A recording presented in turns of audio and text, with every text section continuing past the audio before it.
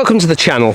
On today's video we're talking short game. I, like many of you, suffer with a little bit of anxiety when it comes to short game, and I've come to Cowdrey Golf Club where they've just installed a new academy course. It's a 5-hole golf course that is designed to help those getting into the game of golf, but also those that enjoy just a little par 3 course. Let's get out there and give it a go. Here we go then, 71 yards with the slope, slightly downhill, 2 yards downhill. So I'm going with 60-degree wedge. 60-degree wedge for me is about 90 yards, but there's a big backstop. Anything short is danger. I got about 5-6 yards behind that flag. Let's see if we can start out with a nice one. Spin up then. Spin, spin, hold. Nice. Take that to get us going. Well, very happy with the opener on that one. You can see all the polo club kind of going on. They had the massive gold cup up here the weekend before I've arrived, which is quite a big event in the polo world. I know nothing about polo, if I'm honest. I've never actually seen a game. Cracking first hole.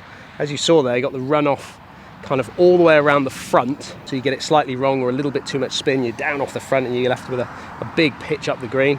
And then you've got this little shelf at the back here, like a little backstop, which allows you to be able to maybe just work it in off that if the pin's tucked in on the back. Okay, I've got this coming a little out the left hand side.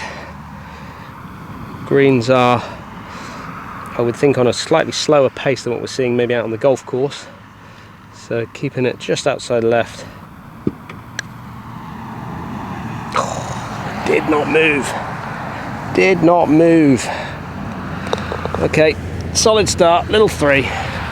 Jumped over to the 3rd hole because the lads, greenkeepers, are doing some work on the fairway area there, so I just give them 5 minutes. Moving on to the double green, which will be the 2nd hole, which we'll come to. I will come back to the 2nd hole. It'll be our last hole of this adventure.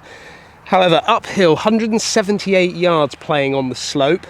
Just look at those bunkers up there on the right hand side. Do not want to get yourself caught up in there, but the attention to detail already just absolutely stunning. So one of the areas that I've been kind of really focusing on recently with my short game, especially pitching the ball, is how I'm coming in, basically my swing path, my swing direction. I've always been like a drawer of the golf ball, therefore I've kind of always dropped the club maybe a little bit in the inside, which when I'm under pressure, I tend to fall into that bracket just a little bit more, almost like extreme levels of dropping it on the inside. And the problem that I have with that is that when I'm doing short pitches or even kind of full wedge shots, I'm not managing the loft of the club particularly well because I'm dropping it under here, and therefore I'm having to almost flip the club face to get the club face to square up, which, 2 problems with that: I either pull hook it a little bit left, or I leave the face wide open and get a little bit wafty. Therefore, I've been trying to focus on getting the club to travel a little bit more what kind of looks like or feels like a little bit out to in, so a little bit outside on the way back and then almost like cutting across me on the way through. Great thing about this as well is it enables me to be able to turn through the ball really quite nicely, which then stops my hands from flipping through the shot, which for little shots like this, so important. So let's carry on as we started. 60-degree wedge, 78 yards. That wind is a little bit out of the left, but I need to keep it a little bit up the left because I feel like this pin is sat in like a little bowl. So keep it up the left, let it feed in. It's quite nice. Get up a little bit. I'll just land on the front edge and skipped on. That might be quite lucky. That came out a little lower than I was hoping, but not bad. Now, like I said in the beginning of this video, I wanted to sort of approach the subject of the psychology behind, well, maybe this area of the game, the short game, not just pitching, but chipping as well. Some of you, that bleeds into your putting. But I'm somebody that does actually get a little bit nervous when it comes to my chipping and pitching around the greens, more probably from 40, 50, 60 yards, anything that's maybe not a full shot. And I know there's so many of you out there that suffer with the same issues that I do. And ultimately, it comes from a poor technique, because the poor technique is the starting point of it, really, and then everything kind of bleeds from there. So having your technique being worked on by a PGA Pro is very important, and this is something that I'm working on myself. But the problem I feel when I've got issues with my short game is that it's kind of like an expectation level. I expect myself to be able to hit the green from 40, 50, 60 yards. I expect myself to be able to get it inside a little catchment area, that dustbin lid of maybe 13 yards either side of the actual pin, which is kind of what I'm kind of thinking about. Now, that's an expectation level that some of you expect to hold from 3 foot all the time. Therefore, if you don't pull it off, or you don't execute it the way you want it to, then that's when you start adding pressure onto yourself to have to hit those targets or hold that putt from that short distance. And that's where the anxiety starts to build up. The expectation that we put on ourselves to be able to perform at what we feel is an easy shot. But what's interesting is the statistics for tour players isn't actually, well, not as good as probably what you would expect it to be. I'm not talking like the best wedge player in the world, but I'm talking about like the average tour player. I don't think they get it, well, with a wedge in their hand, I don't think they kind of get it inside 20 feet most of the time. So therefore, if they're struggling with it, then it's okay for us to struggle with it as well. Take that. Oh, that's a nice touch. A little bit of cowdry imprinted into the hole. Little touches, isn't it? And there it is. There's your polo facility, and then behind it, I'm going to call it a castle. It's the burnt out castle from 17 something. 93 yards playing 91 yards. So it is slightly downhill, but there is a little bit of breeze there. 90 yards is a full lob wedge for me, so I'm going 56. It looks like there's a bit of a backstop. Now this is the double green hole, which looks fantastic. So I don't want to miss this kind of left, really, because that will slope back down to the second hole, which we haven't played yet. That'll be our final hole. So I think 96 yards, wind into out the left a little bit. I kind of want to bleed this off the flag, just leave it to the right hand side. Kind of nearly a full one of these. 104 yards is my 56. Keep right, keep right, keep right, keep right. Well, it might be just on the front edge, that. There's a bit of breeze up there. Plenty of breeze. Wow. Talk about a double green. That's like a green in the middle of 2 greens. Huge slopes, and as these greens start to get quicker and quicker, that will really take effect. Coming down here and then the bowl straight down into that second hole. But again, sort of giving me a bit of an insight into that second hole, because I think that one's the longest of all 5 holes here. You can really work it up the left here and let it sort of roll into that pin position, but get it slightly wrong. You do not want to be putting from here. Now, I said at the beginning that there's no putting off the green. I've got to do chipping all the time, so I've got myself into a position here where I'm not the easiest shot in town, because I'm landing kind of on a bit of a downslope and it's all running from right to left. So I'm going to go with, I think, like a 50-degree wedge, just get it onto the front edge there and then let it release from that point. Now this may sound really basic, but I work on like a percentage system when it comes to my chipping. And it's a good way of figuring out kind of how fast the greens are when you're actually coming to a new golf course, and certainly up by the chipping greens when you would kind of work on this. But let's take my 9-iron as an example. I like to think about my 9-iron as something that's maybe going around 50%. So it's going to land 50%, roll out 50%.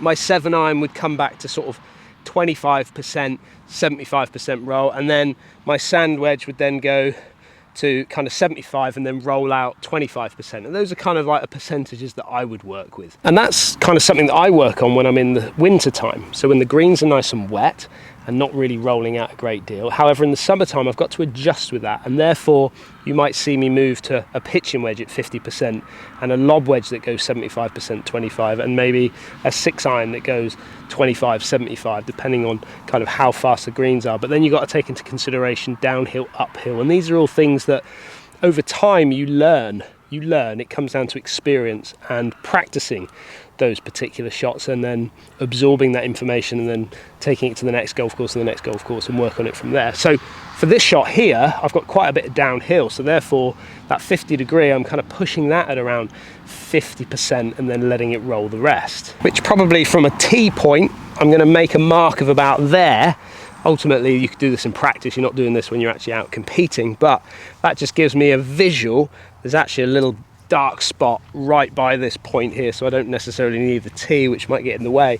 There's a little dark spot right there, which is kind of where I'm wanting to land it, and then let it release out from there. And when I'm chipping, I tend to use a putting grip. Lots of people do that.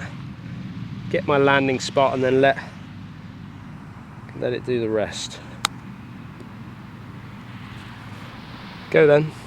That's interesting because I landed that about here, which is what, a foot and a half short of that spot of where I kind of did my homework to. And there's the end result, finishing probably a foot short of the actual hole from going in. So again, do the homework before you hit the chip shot, then pick your club, execute the shot to that landing point, and then let gravity take care of the rest. And I will take my 3, keeping me at 1 under par. Not bad for someone that ain't got much of a short game at the moment. The other great thing about when you're focusing hard on things like percentages and where to land the ball, it kind of takes your mind away from that psychology of failure. So you're giving yourself more tasks, and therefore the more tasks you give yourself, it takes that anxiety away from you. You're giving yourself the challenges, obviously, but ultimately tasks.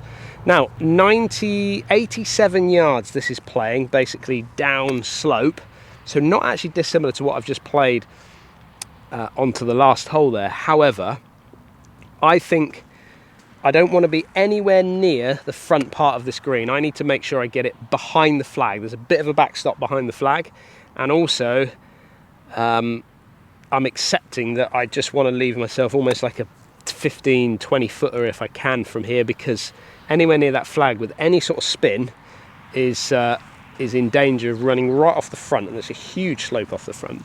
So I've got 56-degree wedge, almost a full one based on the wind that I had on the last hole.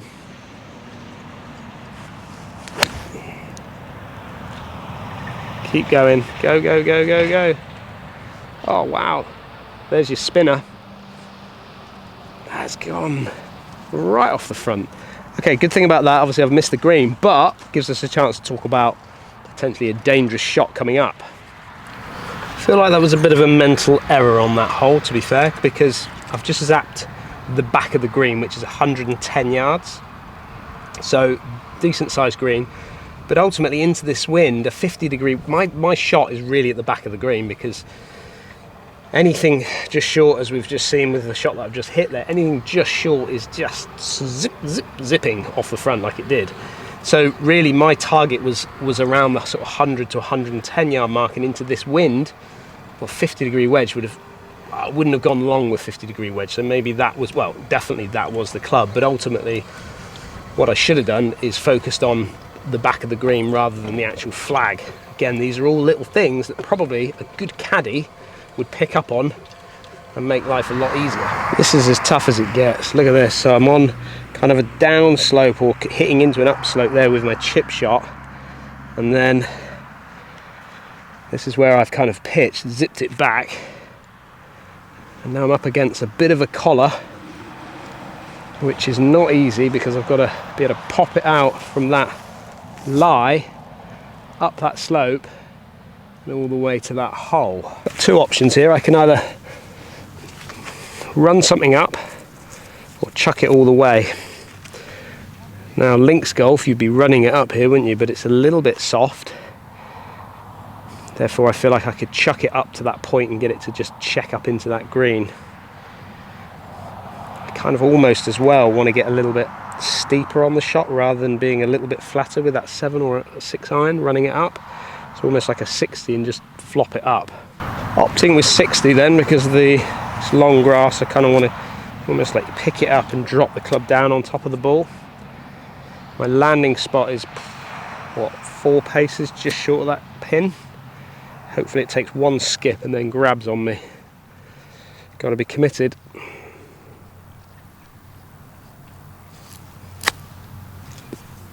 There, done it. And I say it was high tariff because, you know, you've got to execute the shot, you've got to throw it to that point, which I think with like a 7 iron, and I probably would have used a 7 iron if I didn't have that tuft of grass behind me. 7 iron, get it running. Now the key to hitting those little pitch and run shots is you've got to get it running early. Do not try and land a bump and run into the slope if you can help it. Sometimes you haven't got the option, but for the most part, get it running up the slope. Don't let it bounce into the slope, because that will just kill it and you can't control it from there. It's still under par, so for those of you that went for 1 under, you're in the hot seat at the moment, aren't you? My final hole then on this wonderful par 3 course. 111, but playing 119. Now remember, this is that double green, so anything just slightly up the left will all feed in, but you don't want to be too far left, because if you leave yourself on that top shelf, it's going to be almost impossible to get it anywhere near that pin on any putt. So 119 yards playing. I've got a 50-degree wedge which maxes out at 115, so I can basically hit this full. Wind is slightly helping. Got to go a little bit maybe. Oh, snuck up there. Absolutely snuck up there. Not enough of these short courses as far as I'm concerned. Had a good chat with one of the coaches here at Cowdrey, and this has always kind of been here, but not to the level and the standard of what we're seeing here today, because they've put a huge amount of investment into this short course, because it's ultimately their academy course. It's the way in which they bring people into the game of golf, and you know, we don't offer enough of that, I think, certainly in the UK. I've got 2 young kids that are getting into the game, and I've put them onto a short course to get them going, to get them to understand, to get them to experience the highs and lows of actually playing a short course and actually finishing holes in under par, or which you're not going to get, let's say, on a big golf course, which can put a lot of people off. So I think a lot more of these short courses need to be thought about. And again, you know, you think about a space of not a massive amount of space here at Cowdrey, and they've managed to squeeze in 5 holes. Even if it's 5 holes, it could be 3 holes. Just a great way of getting people into the game of golf. But also, if you look over there, those boys that have been playing the game for a long, long time, they might not want to be playing a full 18 holes. So again, a short course like this, perfect for those that are maybe, you know, finishing up with the game of golf. One thing I noticed when I was at the Open this year, especially playing into the short hole, the postage stamp hole on the 8th, where Lester and I were kind of sat for most of the time, certainly in the mornings, just watching the players come through, is just how much the wind would possibly knock the ball out of the air. I mean, in this shot here, this has probably only gone and landed about 108, 109 yards maximum. Therefore, this has come up short, considering I struck it really well. You'd think that something that is 115 yards would get all the way back to a 119 flag with it being slightly downwind. However, the wind can knock them out of the air, and we saw that a lot at the Open on that postage stamp hole. Nobody, I guarantee you, nobody in the comments put 2 under. I will be hugely surprised if you put 2 under. Come on, let's finish at 2. Get right, get right. Just didn't want to wiggle off that left side, did it? However, 1 under par, run any short course for me, is pretty damn good. Well, I hope you enjoyed that video. Just a little bit of an insight into what's kind of going on in my world right now with my short game. Finding these little short courses is a great way to kind of invest some time into your own short game, as it's something that I'm wanting to do myself, because I know it's an area that if I can improve it by just 10%, 15%, I know that my scores are going to start to come down, and I know that's going to be the fact for so many of you out there. There are many of us that play this game that play it with anxiety, we play it with fear, and I'm somebody that definitely fears the short game to a point. However, when I start putting little scores together like that, confidence is going to start to grow. I'm going to start to get those feels back that I had maybe when I was a bit younger, where I'm able to now score a little bit lower, and it takes a little bit of pressure also off the long game, because ultimately if you can get up and down more regularly, if you can get up and down with your pitch shots, get those wedges nice and close, you're going to shoot lower scores and give yourself those opportunities for birdies and up and downs for pars. So I'd like to hear down in the comments, what did you think about that? What do you think about Cowdrey's short course? Absolutely stunning. If you are new to the channel, don't forget to hit that subscribe button, and I'll see you again on the next video.